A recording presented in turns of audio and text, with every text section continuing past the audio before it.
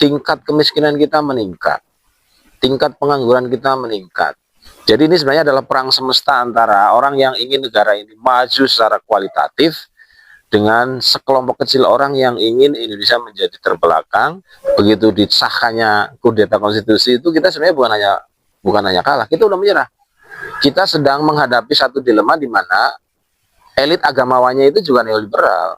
Kalau dia bersama kita, maka tahun 2026 akan bisa direalisasikan. Kalau tidak, kita harus ambil alih negara ini.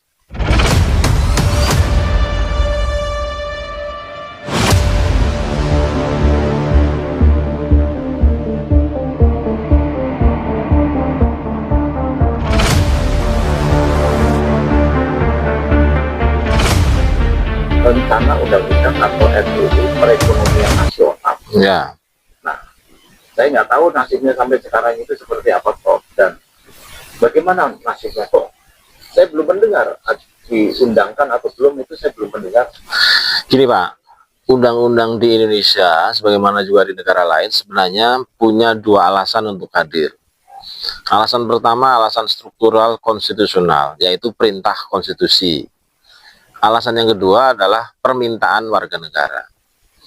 Perintah konstitusi jelas sekali dalam Pancasila dan konstitusi, itu bisa dibaca pasal-pasalnya. Atau kalau tidak ada perintah dari konstitusi, tiba-tiba masyarakat membutuhkan undang-undang itu, maka negara diwakili oleh pemerintah dan legislatif harus membuat undang-undang itu. Dalam konteks undang-undang perekonomian nasional, kedua syarat itu terpenuhi. Konstitusi memerintahkan, kebutuhan masyarakat juga ada. Kenapa masyarakat membutuhkan undang-undang perekonomian nasional? Karena selama ini masyarakat merasa, dan itu ada buktinya lewat survei, tingkat kemiskinan kita meningkat, tingkat pengangguran kita meningkat, tingkat kemahalan sekolah itu meningkat, tingkat kemahalan kebutuhan pokok meningkat, tingkat orang sakit meningkat. Itu artinya mereka butuh satu perlindungan legislasi agar kemiskinan bisa dihilangkan, pengangguran bisa dihabiskan, ketimpangan bisa diselesaikan, kemampuan daya beli masyarakat bisa terpenuhi. Nah, itu semua ternyata sejak zaman reformasi tidak pernah dipikirkan, tidak dihadirkan, tidak diseriusi sebagai problem masyarakat.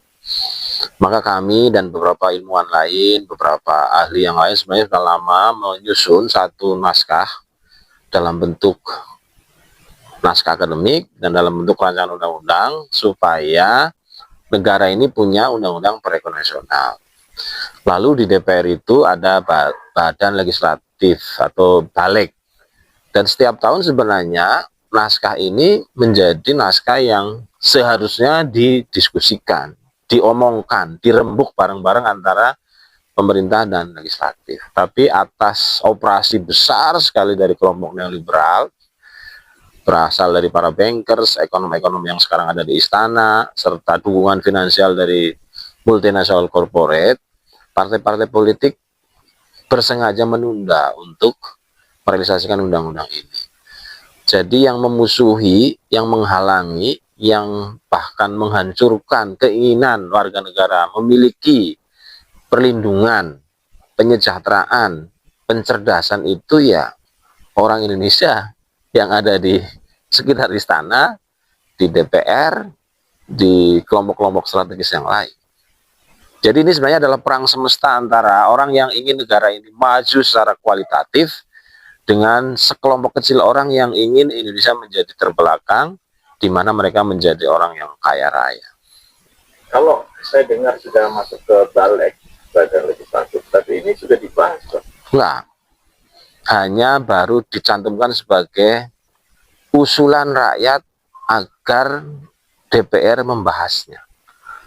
Makanya namanya di prolegnas, program legislasi. Kan seringkali kita punya program legislasi, misalnya Pak Jokowi ingin ada undang-undang perampasan aset haram, dibuatlah rancangan akademiknya, dibuatlah rancangan undang-undangnya, masuk proleg, sampai sekarang belum dibahas. Padahal usianya sudah lebih dari 10 tahun ya? Lebih dari 10 tahun, sejak zaman Pak SBY. Itu mirip seperti Undang-Undang National Security Council. Kita udah buat sejak periode Pak SBY periode pertama. Jadi hampir 30 tahun. Juga belum. Alih-alih dibahas, kemarin Pak Prabowo mau bikin undang-undang pertahanan negara yang agak meleset sedikit dari target yang dibuat dalam National Security Council. Jadi memang negaranya Bapak ini aneh. Kadang-kadang yang nggak penting menjadi penting, yang sangat penting dianggap tidak penting. Kalau tadi ada operasi besar, berarti naskah akademik itu yang akan diundangkan itu sangat bertentangan atau sangat merugikan yang melakukan operasi besar tadi. Iya, makanya mereka bikin tandingannya, lahirlah Omnibus Law. Undang-undang Omnibus Law yang 2 biji itu sebenarnya adalah undang-undang counter legal terhadap naskah akademik dan rancangan undang-undang perencanaan nasional. Sehingga kalau kita baca, itu berlawanan secara diametral. Undang-undang perencanaan nasional itu mentalitasnya kaya bersama, undang-undang Omnibus Law itu kaya sendirian. Undang-undang perencanaan nasional itu membantu membebaskan rakyat semuanya dari kemiskinan, kebodohan, kesakitan, pengangguran, dan sebagainya sebagai sebuah tujuan sekaligus cita-cita mulia. Di Omnibus Law kebalik. Kemiskinan itu hal yang wajar. Pengangguran itu resiko. Kebodohan itu sesuatu yang tidak bisa dielakkan. Bukan tanggung jawab kelompok kaya, bukan tanggung jawab negara, bukan tanggung jawab eksekutif, legislatif, dan yudikatif. Jadi memang berbeda sama sekali. Dan selama ini memang mereka yang menang. Atau barangkali gini, perlawanan dari rakyat untuk mendesak di Senayan sana kurang ya. Terus Belum ada, bukan kurang, belum ada. Belum ada. Kita udah kampanye ke kampus-kampus, kita udah kampanye ke kelompok-kelompok strategis. Mereka menganggap bahwa kemiskinan yang kita terima itu takdir. Ketidakmampuan kita membayar BPJS, ketidakmampuan rakyat membayar sekolah-sekolah terbaik itu takdir. Jadi wacana bahwa orang Indonesia miskin adalah takdir itu adalah wacana yang diterima oleh mereka sebagai sebuah kewajaran, padahal itu wacana yang dikembangkan oleh pengkhianat. ada manipulasi intelektual ya. Iya, kan perang pertama perang intelektual. Perang pertama di seluruh dunia apapun bentuknya itu adalah perang kejeniusan. Ketika Anda sebagai presiden berani meyakinkan masyarakat Amerika untuk menyerang Irak misalnya, itu kan Anda memenangkan perang kejeniusan dahulu. Nah, kita di perang kejeniusan itu kalah. Kan perang itu tahapannya panjang. Tahapan pertama aja kita kalah. Nanti tahapan ujungnya adalah kudeta konstitusi. Kudeta konstitusi itu adalah perang terakhir sebagai tanda atas menyerah dan kalahnya kita dalam pertarungan panjang yang dimulai dengan perang intelektual, perang kecerdasan, lalu perang legislasi, lalu perang dagang, lalu perang macam-macam sampai ujungnya itu. Jadi misalnya kalau kita lihat perang konstitusi, begitu disahkannya kudeta konstitusi itu kita sebenarnya bukan hanya kalah, kita udah menyerah. Udah, saya kalah, saya menyerah. Jadi ini memang kerja raksasa. Oke, yang kira-kira akan dirugikan untuk tahapan yang terakhir tadi, kudeta, itu kira-kira apa? Kalau saya bahasanya cara kira-kira apa yang akan dirugikan ketika tahapan itu yang paling terakhir itu kita dapat itu kudeta konstitusional. Yang paling rugi orang kaya tidak lagi bisa menjadi orang kaya. Oh, karena itu ya dia perlawannya sangat luar biasa. Ya, dia tidak lagi bisa nyuruh-nyuruh seenaknya karena rakyat dilindungi. Ketika Anda nyuruh, Anda harus bayar sekian. Lalu tidak ada gap lagi antara orang kaya dan orang miskin. Kalau semuanya kaya kan jadi orang miskin. Kalau semuanya miskin kan tidak ada orang kaya. Nah, itu melawan naluri orang Indonesia yang feodal, yang sukanya memerintah, sukanya memimpin, sukanya di depan sambil tidak bayar kewajibannya. Kerugian terbesarnya itu. Tapi kan sebenarnya kalau itu kan positif ya buat masyarakat atau buat rakyat Indonesia. Buat kita positif dan harus begitu. Buat mereka negatif dan tidak boleh begitu. Tapi kita tidak pernah kunjung untuk melawan, bagaimana? Ya makanya saya dan teman-teman itu sedang bikin podcast, sedang bikin tulisan, sedang bikin kampanye ke kampus-kampus. Harapannya tumbuh kesadaran bahwa tidak ada cara lain supaya Anda nanti pasti dapat pekerjaan, supaya Anda nanti tidak miskin, supaya Anda nanti tidak bermartabat. Anda harus bersama kami mendesakkan lahirnya undang-undang perekonomian nasional. Kalau tidak, ya nikmati saja Anda lulus jadi pengangguran, lalu tidak bisa beli rumah, lalu tidak bisa beli kendaraan, lalu kalau menikah jadi ribut sendiri, lalu jadi budak-budaknya bangsa. Tapi Anda harus tahu bahwa sejarah perlawanan di Indonesia memang tidak pernah besar. Proklamasi hanya dihadiri oleh 7.000 orang, revolusi 28 Oktober hanya 1.000 orang, gerakan kami KAPI tahun 6665 itu ya paling-paling 100.000 orang, reformasi 74, 78, 98 itu ya paling-paling 10.000 orang. Memang nggak pernah besar.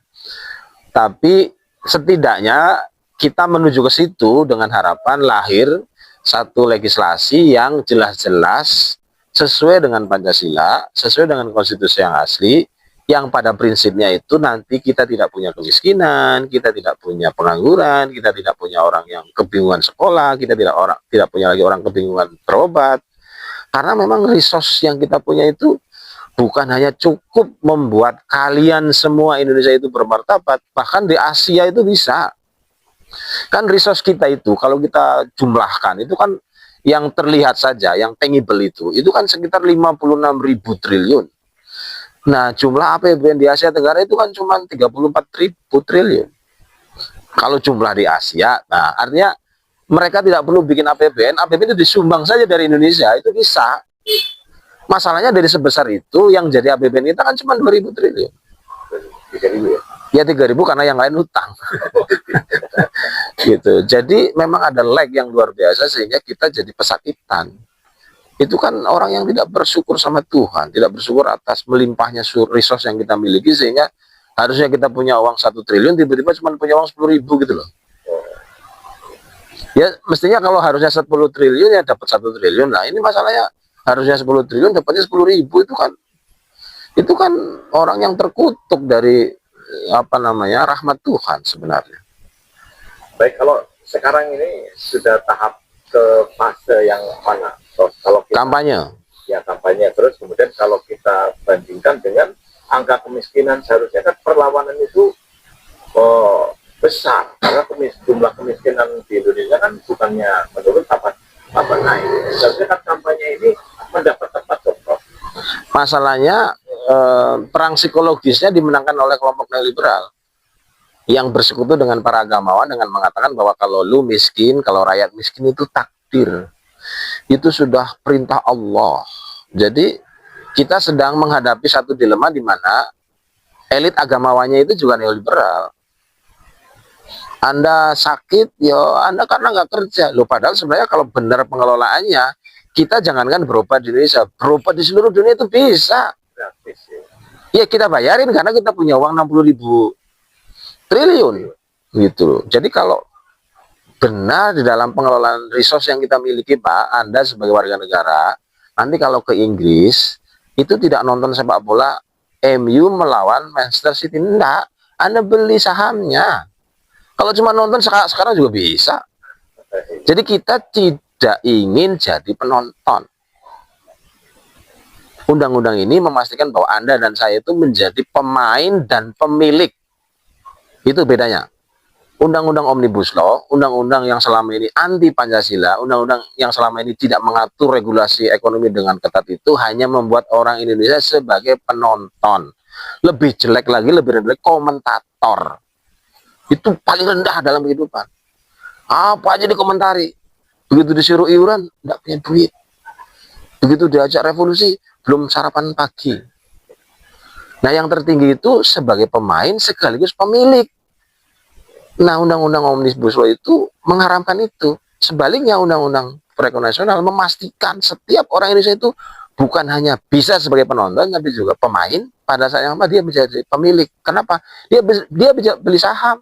Dia datang ke Amerika bukan hanya sekolah kayak saya, tapi beli sahamnya Boeing.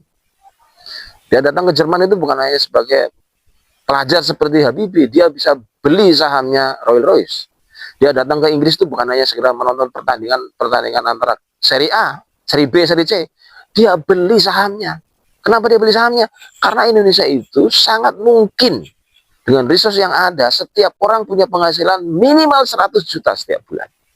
Minimal. dengan uang 100 juta, di mana asumsinya hidup di Indonesia wajar itu 30 juta, kita saving 70 juta.